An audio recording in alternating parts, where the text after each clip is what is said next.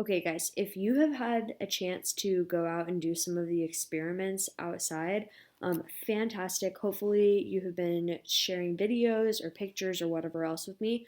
If you have not had a chance to go outside and do some of the experiments, I would highly encourage you to head out there.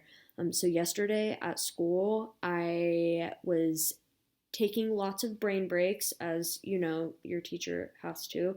And I went out and did a few different experiments, and I've got some highlights to show you just so you can see what you're missing out on if you're not doing these experiments. Is it going? Yeah. Okay.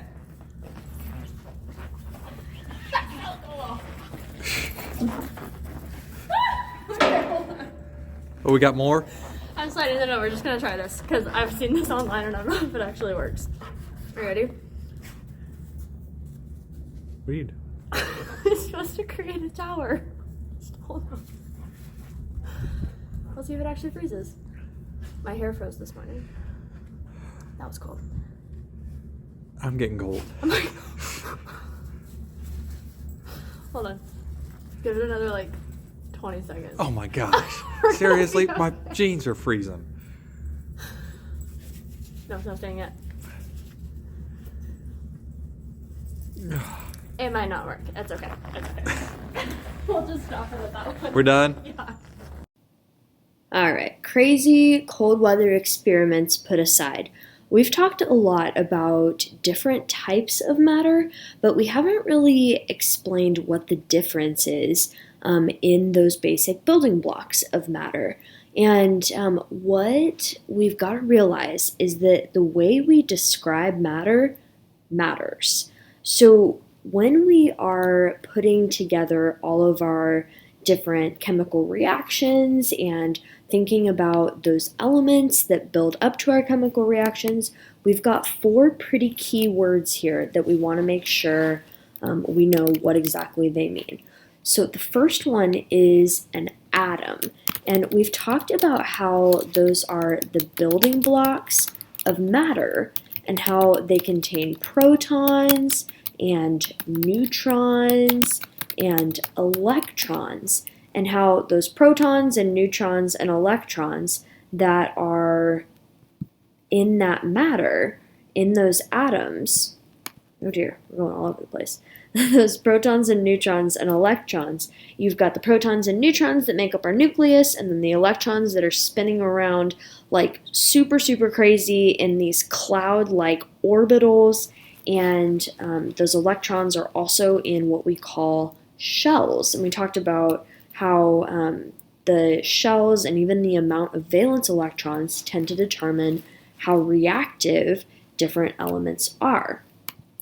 Now, the next type of matter, kind of the next classification, is elements. And we've talked a ton about those, about how really they're substances. Let's dial down our font size there. Good heavens. How those elements are basically a substance containing only one type of atom. So each of those atoms are going to have our same proton count. And every single element of fluorine is going to have 9 protons, and in its natural state, it's got about 19 total particles in that nucleus, which is where we're able to calculate our neutrons. Now, a couple of terms that you guys haven't heard up until now, or maybe you've heard it tossed around a little bit, but we haven't really talked about what it means, is the idea of a molecule. And molecules are going to be 2 or more atoms that bond together chemically to make a substance. So if we think about even something like H2O would be a fantastic example of a molecule, because we've got 1, 2, 3 atoms, so it fits our 2 or more, that bond together chemically to make kind of this new substance that we didn't have before.